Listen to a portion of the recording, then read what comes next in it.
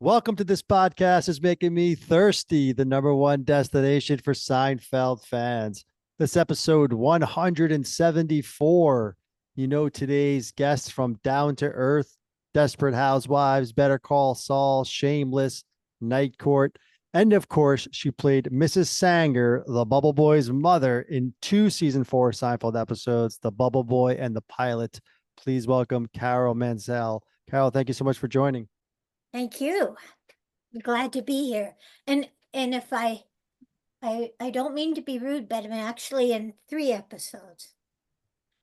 Oh, I'm yeah, go I'm ahead. in the final episode. Finale. Yes, that's what Yeah, I thought. Yeah, yeah, the finale also.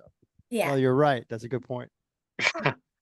Well, Carol, it's such an honor. I mean, wow, the Bubble Boy. What can you say, right? So, take us back. This was October of '92, not too long ago.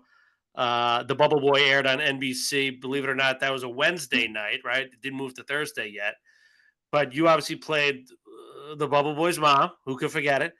Tell us a little bit about how that role came about. Curious. I know you were in a ton of sitcoms prior to that, but how did this role come about? Was there an audition process? Yeah, yeah. Um, I went in and Jerry Seinfeld and um what's his name? The Larry guy David? Larry David and all kinds of people were there. And I just remember saying, they talked about the character a little bit, and I remember saying, "Oh yeah, this is one of those mothers who just thinks her kid can't do anything wrong." And they went, "That's right." And so that sort of put it right in the slot that it needed to be, and I was very fortunate to get to do it. That's great that you said that. Yeah, because that is how I looked at it too. The way you just nailed the character in a nutshell. Because that first scene when Jason Alexander, George, and Susan, Heidi, they come to the house, Yeah, and we haven't met your son yet, the Bubble Boy. So in true Seinfeld way, we think we're going to meet this nice person. We hear him yell downstairs, like, make me a sandwich, whatever. And you're so like that lovely, like you said, just like, okay, yeah, well, like you played it very like, you yeah, still love him and we'll just get him his sandwich and yeah, everyone's happy. yeah. Yeah, it was a very So good scene. an interesting thing happened when I went back to do the pilot. They told me the Bubble Boy Association of America was furious about the character of the Bubble Boy. They said that um the show had set back Bubble Boys for, this was not the image they wanted to present of Bubble Boys. And they were very, very upset. And I remember saying, "Oh, come on, you're kidding, aren't you?" And they go, "No, really, they're very upset." So So it's funny. All these years later, I'm like, is Bubble Boy still a thing? I'm probably upsetting people asking that, but yeah. I guess what did you know about Bubble Boys or your son's condition before you kind of got into this? not much. In fact, the line, um, it's not a shield, it's like an igloo. That line is said over and over again. Yeah. And but you know that you never really see the Bubble Boy, of course. So um I didn't I I didn't even know that it was a real thing. I mean, I knew the movie, but I still didn't know if that was absolutely accurate. But it is true. There are people that have to live in those bubbles, Right. unfortunately. Yeah, and you mentioned how we don't ever actually see the bubble boy, right? So that brings up the question then: who was in the bubble? Who was doing those arms? Do you recall? Was it the Oh, same person who did the voice, John Heyman? Was somebody no, I else, or do you think it remember? was him. I think it Yeah, was him. I can't swear to that, but yeah, I think it was him because he was then doing the lines. Um, and oh my, and you probably know this, I don't know. Um, the the Moop instead of Moore's Moop actually happened to one of the writers. He was playing the Jeopardy game, and there was a misprint, so it said Moop on the card and not Moore's. So that's where the whole setup came from. Yeah.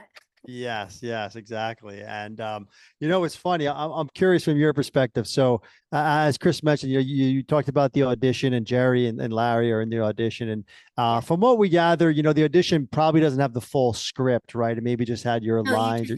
Yeah. So the Yeah. first time you see the full script, I'm guessing it's like the table read or something like this. Yeah. What were you like?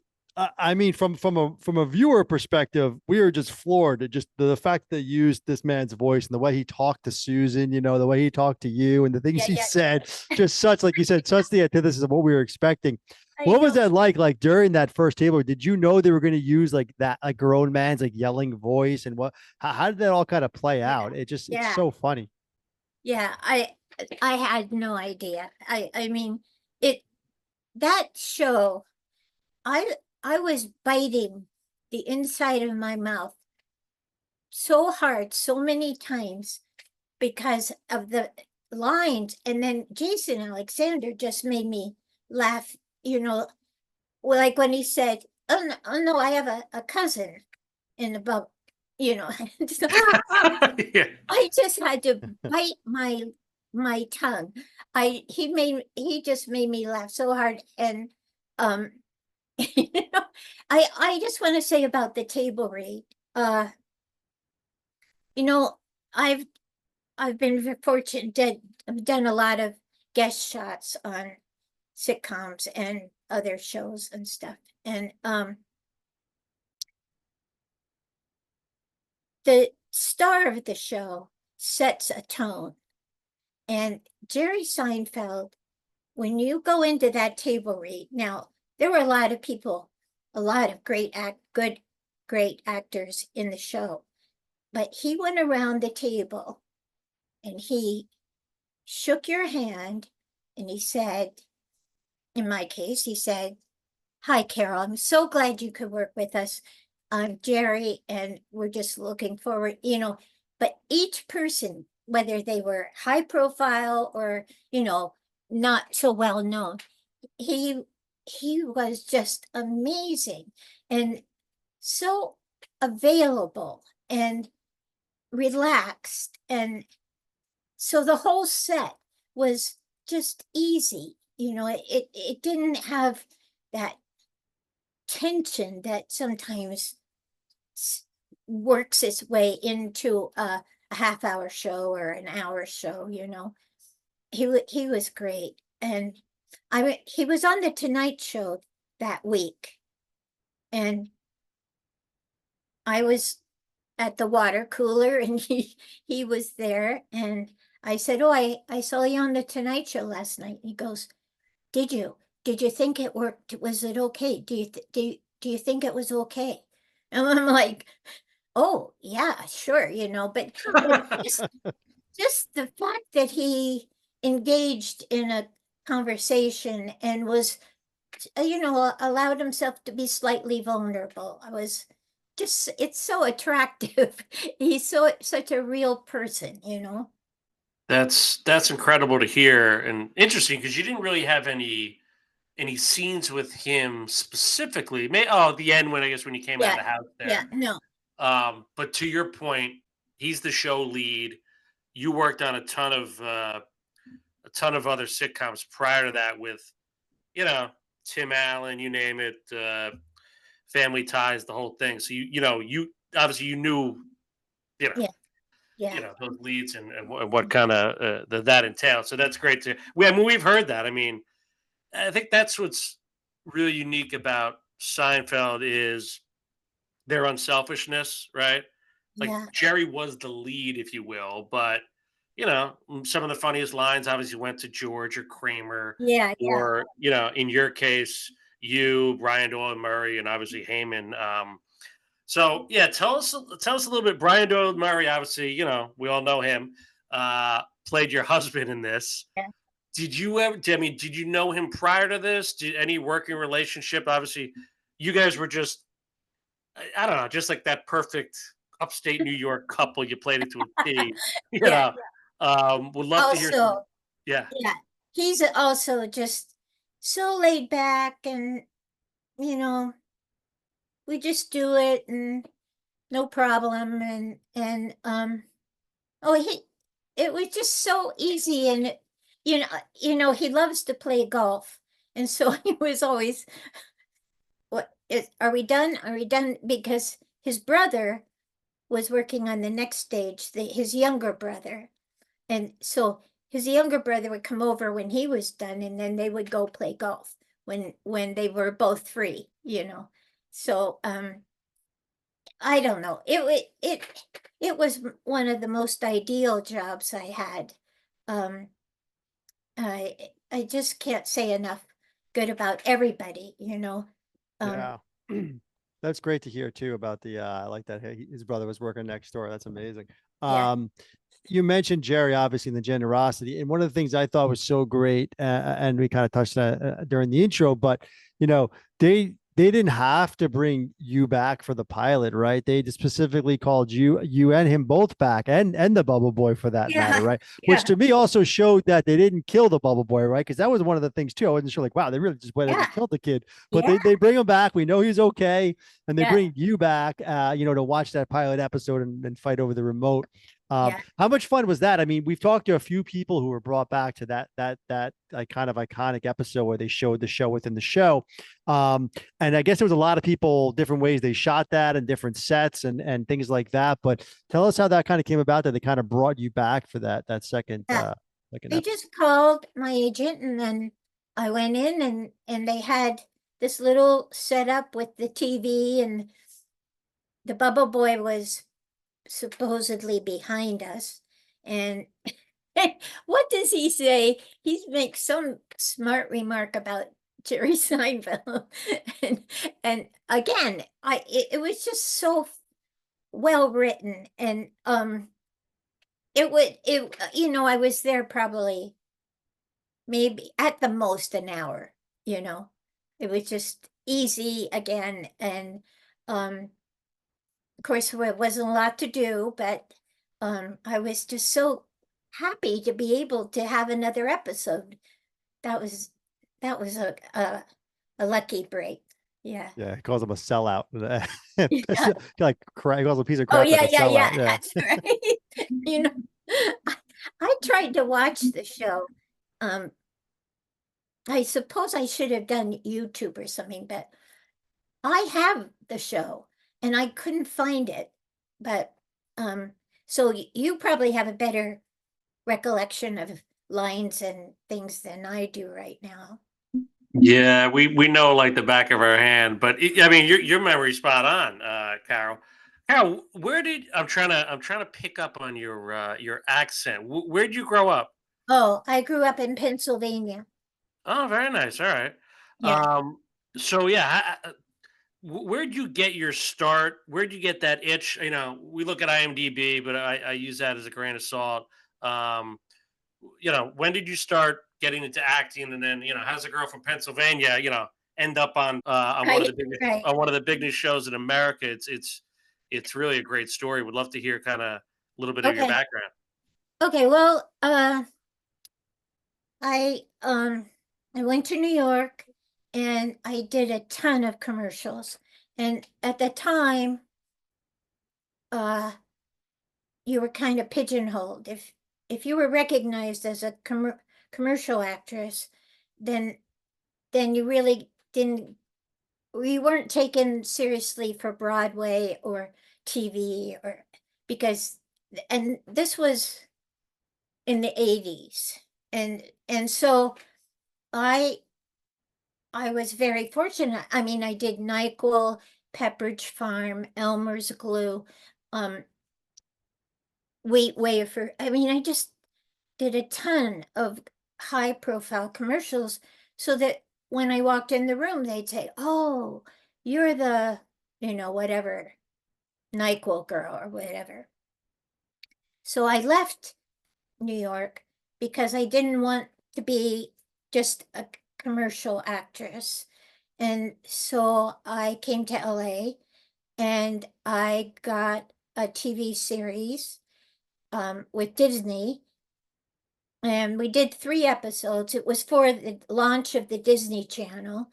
We did 3 episodes and they shut it down. So I went back to New York, and then it was the same story. So I came back out and I got this other TV series called Down to Earth, and it did 104 episodes. And so now I've been out of New York too long. And so I just stayed here. And I'm what you might call a blue collar actress. I've made my living as an actress. I've had, I did like One Mississippi. I don't know if you know that show with Tig Notaro. I was a recurring character in that, and I did and a series of unfortunate events. I did 3 episodes of that, and so it just kept. I just was lucky and just kept being able to work. And I have done some commercials in between these jobs, but mostly I've done film and TV since I That's came. great. Yeah, Patrick Warburton was in that show, right, with you, Putty? Yeah, From yeah, yeah. yeah, incredible kind of the Seinfeld connections, and obviously you were early on Seinfeld, if you will, season 4. Like I said, before they even went to Thursday night, which was incredible. But and then Right. obviously you did 2 more episodes, including the finale. What so the when we talk about the finale, it's a really polarizing episode for some Oh crazy yeah, Seinfeld fans. Either loved it, hated it. yeah. In fact, I didn't go in to shoot. They just use a clip with me in it when they're talking about how they treated the Bubble Boy, and as Right, one right. of the examples. And the weird thing is, my agent never told me that they called and said and made a deal to have me in the last episode. So my brother in Pennsylvania, because they saw it 3 hours before I did, they called me and they go, "You're in the last episode of Seinfeld." And I went, "No, I'm not." And they went, "Oh, yes, you are." And I said, I can't be. No, no, nobody ever told me." And there it was, that scene where when Mrs. Sanger runs in and Donald, stop, and so that was a great surprise, and because everybody wanted to be in that final episode. And so I was like, what? It was amazing. Yeah, forever ingrained, right? I mean, it watched by how many millions of people and living on. Yeah. And the pilot episode too, for that matter, the season 4 finale was a big one too. I mean, that was groundbreaking stuff where they did that show within the show Yeah. and then aired that show and showed everyone watching. And your season 4 episode, The Bubble Boy, wasn't really part of that like show within the show stuff. It was sort of separated from that. Yeah. Yeah. And I know we talked a lot about Jerry. You mentioned Jerry and how gracious he was to you, introducing himself and that, which is great to hear. Did you have any interactions with Larry David or Larry Charles that you remember? Because I know Larry Charles wrote The Bubble Boy, and Larry David obviously is more of the showrunner, if you will. Right. Was there any type of interaction with Larry, either of the Larrys on the set? No, I didn't, because what they would do is, if there was a note, they would tell the director, and then the director would tell you. So, I mean, Larry David was around. I remember seeing him, but I didn't interact with him at all. But And then I'm curious your take on John Heyman, the voice yeah, of the Bubble Boy. Like was that, I'm assuming he was, and I think you said this already, but I just wanted a clarification. He was there like talking, you just didn't see him on camera. He was throwing his Yeah. lines back to you, right? So you actually Yeah. saw him. Was he putting on that voice? Do you remember? Like, Yeah, was he yeah, thinking? yeah. Okay, so that's like not his normal. But He he was doesn't trying to be really that. talk like Right. Yeah. Yeah. Yeah. It was just so Yeah. funny to Yeah. think that they call it the bubble boy, and then you hear this grown man basically yelling, right? So it's like I know. how I old was know. he supposed to be? It was just like only Seinfeld, right? Can kind of pull that off. And you Yeah. mentioned your your brother back home in Pennsylvania watches the finale. What did your family think about the Bubble Boy episode? If they Oh, saw you they at the loved finale, it. they must have been like, holy Yeah. cow. In fact, yeah, our local, when I was home one time, our local radio station wanted to do an interview because of the Bubble Boy. I mean, it's, you know, when you're a character actress, something people come up to you and say, are you an actress? And yeah, yeah. What have you done? I know I've seen you. What have you done? Well, I don't do this anymore, but I used to say, well, do you watch Scandal? No. Do you want, then I would mention another show and they go, no, I don't really watch television. But then I would say, well, do you watch Seinfeld? Oh, yeah. And that was always the clinker that got them, everybody. I mean, my nephew got married about 4 years ago, and and his wife's family wanted a picture with the Bubble Boy's mom.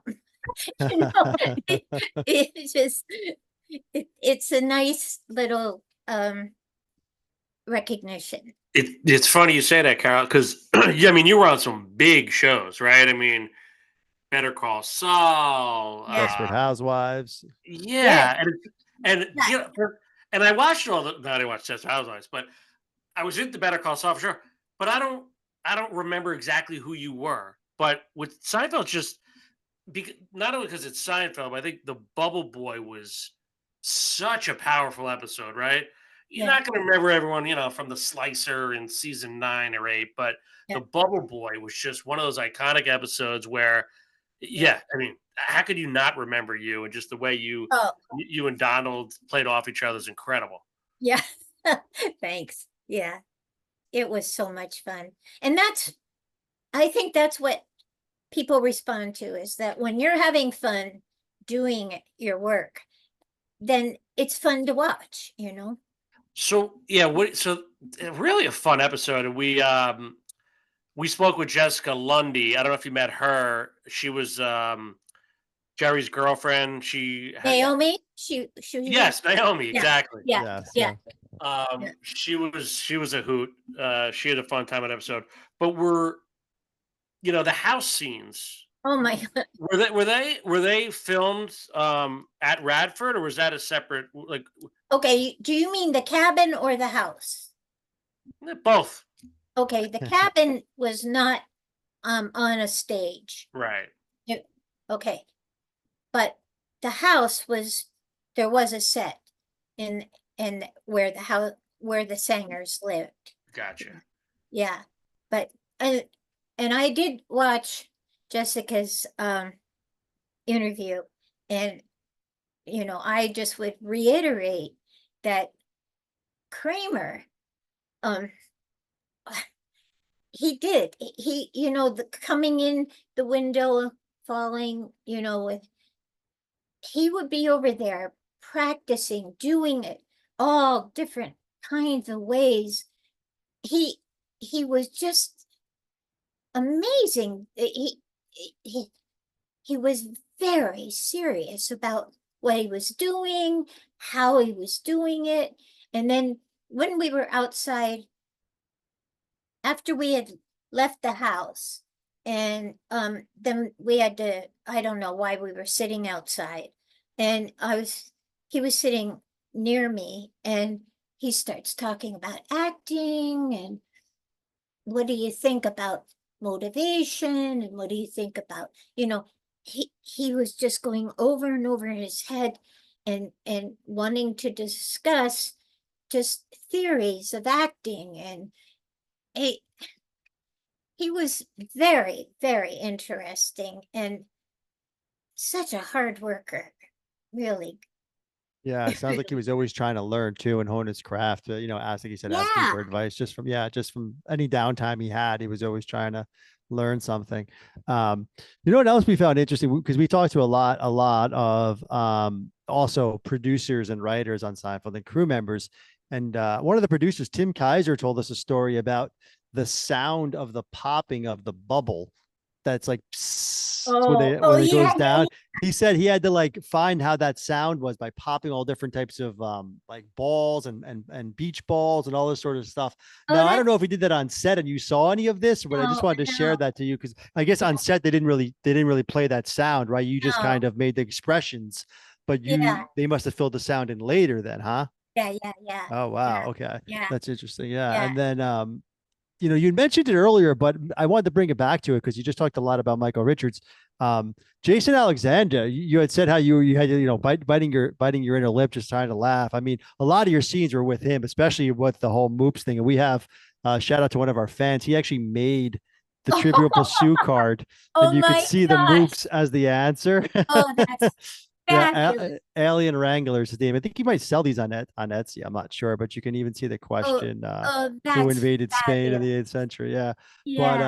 But that scene is so great with Jason Alexander, and how you're there, kind of like again this loving mother, even though your son is berating everyone and calling everyone names and telling Susan to take her top off. You're still like, you're still there. Okay, let's just play the game. All trying to just maybe play you that out. played Trivial Pursuit with him. Yeah. That was so much fun. And then when he says to Susan, what does he say? Something about show me your bra, or show me, or lift up your blouse, or how about taking your top off? That's a little more blunt. And I remember thinking, I remember going, Donald, it's like, I think that was pretty shocking to his mom. Yeah, but it also felt like it wasn't the first time you might have heard some of that language from him. So, right? Yeah. And then you had these city folk in your house. Pretty funny. Yeah. So this was 1992. Obviously, you mentioned Down to Earth, 104 episodes. So essentially 4 or 5 years later, and you did a bunch of other sitcoms.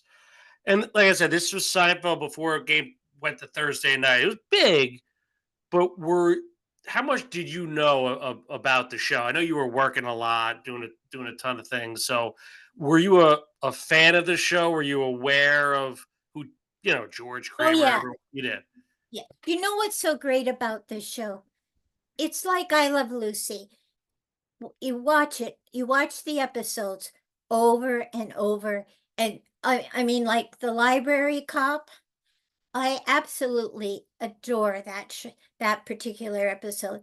And but you watch them over and over again because you can't wait for that line, for that one line, for that scene, for that reaction. And you could probably say the lines with them at this point.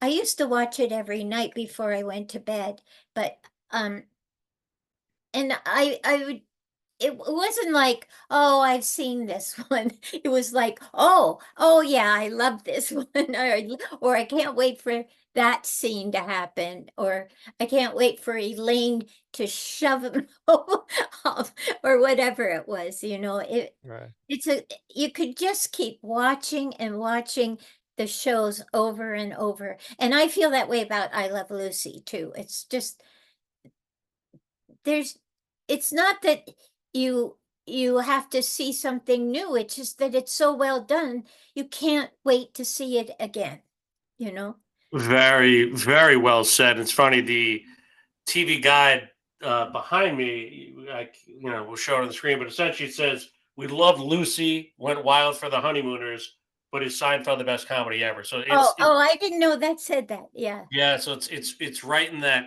class. To your point, Yeah.